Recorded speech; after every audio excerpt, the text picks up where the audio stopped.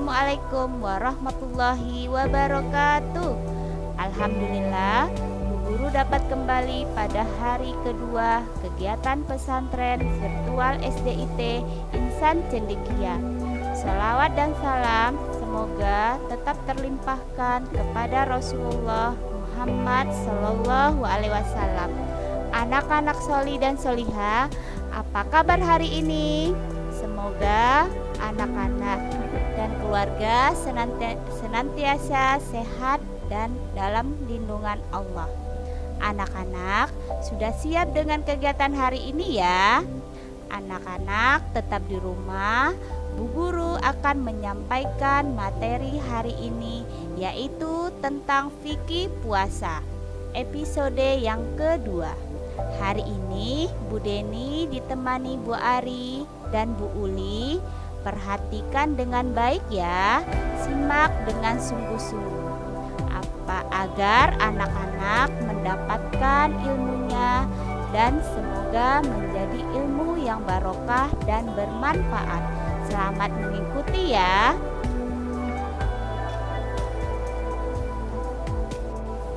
Bismillahirrahmanirrahim. Assalamualaikum warahmatullahi wabarakatuh. Anak-anak soli dan solihah, seperti yang tadi sudah disampaikan oleh Bu Deni, kegiatan pesantren virtual kita yang kedua hari ini adalah melanjutkan materi fikih puasa yang pada hari pertama kemarin sudah disampaikan oleh Bu Ramini, Bu Nia, dan Bu Eva. Alhamdulillahirabbil alamin. Wabihi nasta'inuhu ala umuri dunya wadin wa ala alihi wa sahbihi wasallim. Anak-anak, mudah-mudahan anak-anak di rumah sudah siap mendengarkan Bu Guru dengan alat tulis dan persiapan yang dibutuhkan. Materi kita pada hari ini adalah melanjutkan siapa saja orang-orang yang boleh tidak berpuasa. Ternyata walaupun puasa Ramadan itu adalah wajib bagi setiap muslim, ternyata ada orang-orang yang dikecualikan boleh tidak berpuasa. Siapa saja mereka? Yang pertama adalah orang musafir. Musafir itu siapa, Nak?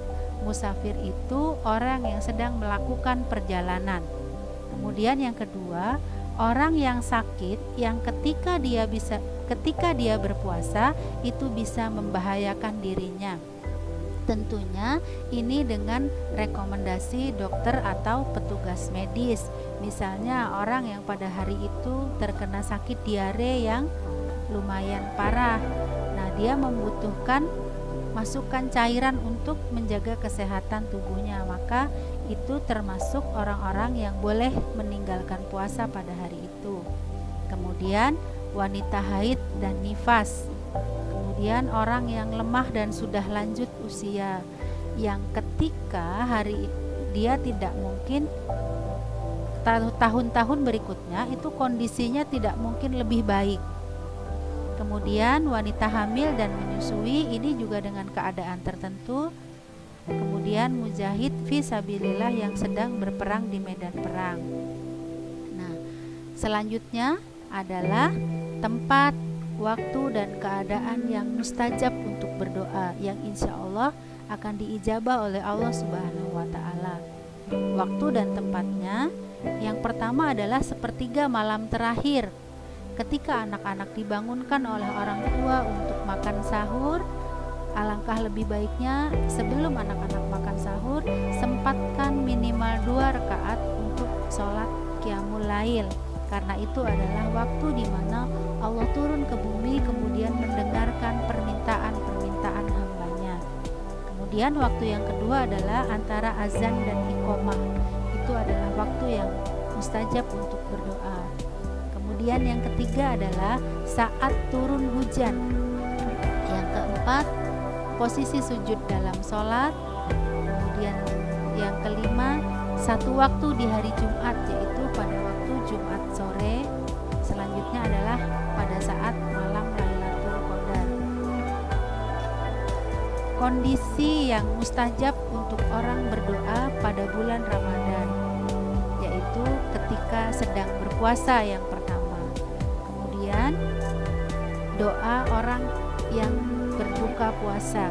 Itu orang yang berbuka puasa itu insya Allah doanya diijabah oleh Allah. Kemudian ketika terkena musibah seperti yang kita alami saat ini, kita semua diuji oleh Allah dengan datangnya virus corona, di mana kita merasakan akibatnya. Semua kita merasakan. Pesantren Ramadan yang pada Ramadan tahun lalu bisa kita lakukan di sekolah, pada Ramadan tahun ini pun dengan sangat terpaksa kita melakukan melalui kegiatan pesantren virtual seperti ini. Nah, insya Allah doa-doa orang yang terkena musibah itu akan diijabah oleh Allah. Kemudian selanjutnya doa ketika seseorang dizolimi oleh orang lain, doa ketika kita sedang meminum air zam-zam, doa orang tua kepada anaknya, doa anak soleh kepada orang tuanya. Insya Allah itu adalah waktu dan keadaan yang mustajab atau yang diijabah oleh Allah untuk kita berdoa. Yang selanjutnya adalah hal-hal yang menghambat produktivitas ibadah atau hal-hal yang membuat jumlah ibadah kita itu berkurang pada bulan Ramadan ini. Yang pertama adalah penggunaan gadget yang berlebihan. Nah, ini menggunakan gadget itu adalah hal yang mengasihkan untuk kita semua, bukan hanya untuk anak-anak tapi juga untuk Bapak Ibu guru dan orang tua. Untuk itu, agar kita tidak lalai dalam menggunakan gadget, kemudian menghambat aktivitas ibadah kita, aktivitas kebaikan kita, maka kita harus membuat solusinya agar gadget tidak menguasai kita, kemudian membuat waktu dan hari-hari kita habis percuma. Solusinya yang pertama yang mungkin bisa anak-anak lakukan bersama orang tua di rumah, yaitu atur durasi maksimal penggunaan gadget harian, yang insya Allah ini sudah kita lakukan, sudah kita buat kesepakatan bersama orang tua dan Bapak Ibu guru kelas awal-awal kita belajar di rumah karena dampak COVID-19 ini. Insya Allah sudah ya anak-anak. Jadi di Ramadan ini kita tinggal menguatkan semangat, menguatkan hati untuk melaksanakan apa yang sudah menjadi kesepakatan kita bersama dengan orang tua dan Bapak Ibu guru. Kemudian yang kedua yang dapat menghambat aktivitas ibadah kita itu terlalu banyak tidur. Walaupun kata Rasulullah tidurnya orang puasa itu adalah sunnah, tapi tetap harus kita atur jadwalnya agar tidak menjadi sesuatu yang menghambat aktivitas ibadah kita. Solusinya adalah yang pertama yang mungkin bisa anak-anak pilih, atur jadwal tidur yang sesuai. Kemudian yang kedua, jangan bergadang jika tidak ada urusan penting. Yang ketiga, tidur lebih cepat agar bisa bangun lebih awal. Yang keempat, jangan tidur pagi. Ini ya anak-anak, apalagi untuk anak-anak yang sedang belajar berpuasa. Jangan karena alasan puasa kita sedang belajar, kemudian kita melakukan aktivitas lain semaunya. Yang penting saya puasa. Tidak seperti itu ya insya Allah. Karena dari hari pertama kemarin kita sudah belajar tentang sunnah-sunnah puasa, walaupun puasa kita sedang belajar puasa. Kemudian usahakan ketika siang anak-anak juga bisa tidur siang atau qailullah, istirahat ya, karena badan kita, tubuh kita itu juga punya hak untuk mendapatkan waktu istirahat. Yang ketiga yang dapat menghambat produktivitas ibadah kita adalah kurang motivasi dalam ibadah. Jadi ketika ibadah yang kita lakukan itu hanya untuk sekedar agar link harian kita terisi, kemudian buku mutabaah kita terisi, maka itu menjadi akhirnya lama-kelamaan kita bosan karena setiap hari tujuan kita hanya isi link dan isi buku mutabaah. Motivasi kita lama-lama akan menurun. Hal-hal yang bisa dijadikan sebagai solusi ketika motivasi ibadah kita berkurang, yang pertama adalah perbanyak istighfar. mungkin kita bisa buat target istighfar 100 kali per hari misalnya. Karena malas ibadah itu salah satunya disebabkan oleh banyaknya maksiat.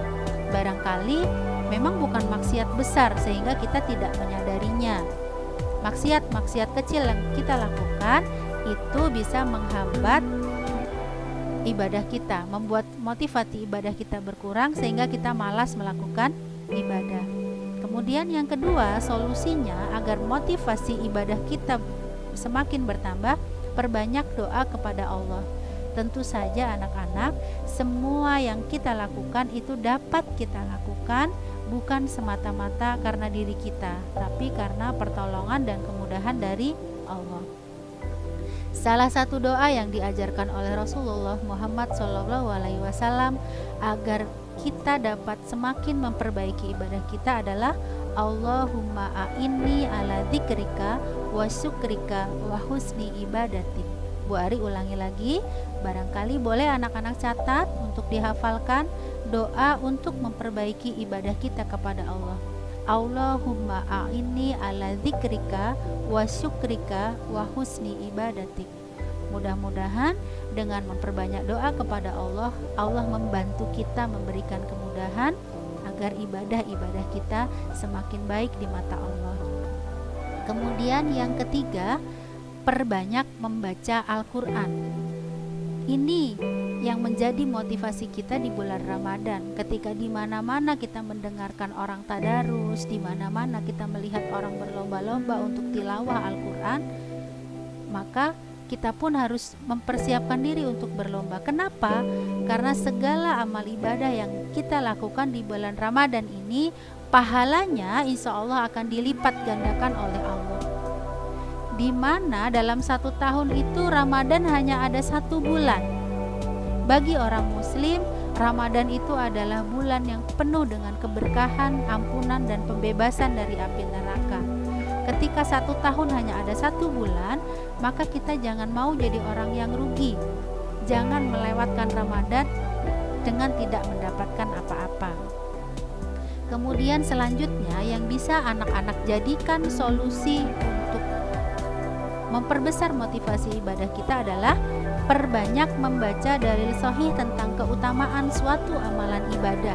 Seperti tadi ya, kalau kita misalnya baca Quran di bulan Ramadan, maka pahalanya akan dilipat gandakan. Cari dalilnya. Anak-anak kan insya Allah ditugaskan juga oleh Bapak Ibu gurunya untuk banyak-banyak membaca. Ada kegiatan literasi yang digerakkan oleh sekolah, maka coba anak-anak cari dengan bantuan orang tua. Kalau tidak ada bukunya, bisa cari di internet, tapi tentu saja dengan tetap memperhatikan kesepakatan menggunakan gadget yang sudah anak-anak buat bersama orang tua. Kemudian hal-hal yang menghambat motivasi ibadah kita yang selanjutnya adalah tidak punya target ibadah harian. Jadi berjalan biasa saja. Waktunya sholat ya sholat. Kalau misalnya sempat tilawah ya tilawah. Kalau tidak sempat ya tidak apa-apa. Itu lama kelamaan kita akan meremehkan karena kita tidak punya target. Insya Allah ini juga sudah kita awali jauh sebelum Ramadan, ya. Alhamdulillah belajar dari rumah ini mengajarkan kita banyak hal, di mana anak-anak bersama ibu guru dan orang tua sudah membuat target-target ibadah. Bukan hanya target ibadah, tapi juga target melatih kemampuan diri dalam kehidupan sehari-hari. Barangkali ini adalah salah satu hikmah kita belajar dari rumah pada masa COVID-19 ini. Kemudian, kalau kita sudah punya target, apa yang harus kita lakukan? Kita ini seringkali lupa dan terlena jika tidak ada yang mengingatkan anak-anak. Bukan hanya anak-anak, bu guru juga begitu. Kalau tidak ada yang memotivasi, kalau tidak ada yang mengingatkan, mengandalkan diri sendiri, maka seringkali kita tidak semangat. Untuk itu coba anak-anak tempel kertas target ibadahnya di tempat yang mudah dilihat, misalnya di samping tempat TV. Jadi Jadi ketika anak-anak nonton TV, mata anak-anak juga akan melihat targetnya. Oh, target tilawahnya hari ini 2 lembar. Oh, target ngaji Iqra-nya hari ini 1 halaman. Maka mungkin insya Allah anak-anak akan tersadar, ya berarti nonton TV-nya sudah dulu karena hari ini saya belum baca Iqra dan sebagainya. Kemudian selanjutnya bisa juga dari target ibadah harian yang sudah anak-anak buat, bersama orang tua membuat sistem reward dan punishment atau hadiah dan sanksi. Ketika anak-anak belajar puasa sehari full hari ini untuk anak-anak kelas 1 misalnya, ketika anak-anak sudah melewatinya dengan lancar, misalnya beri hadiah berupa bintang yang ditempel-tempel. Buat papan bintang juga di rumah seperti yang Bu Guru buat di sekolah. Ketika anak-anak hari ini belajar puasanya berhasil lancar tanpa rewel, orang tua memberi bintang 2 misalnya. Kemudian nanti diakumulasi, dikumpulkan, di akhir Ramadan dapat berapa bintang. Hadiah itu tidak harus sesuatu yang mahal. Kemudian sanksi atau punishmentnya apa? Misalnya anak-anak sudah sepakat dengan orang tua tidurnya jam 9. Karena mungkin orang tua sedang sibuk, anak-anak pegang gadget, pegang HP, lupa, sampai setengah 10 anak-anak tetap main HP. Maka sanksinya misalnya uang jajannya dikurangi, kemudian dimasukkan ke dalam kotak infak yang sudah anak-anak buat. Kemudian selanjutnya, bagaimana dengan target ibadah yang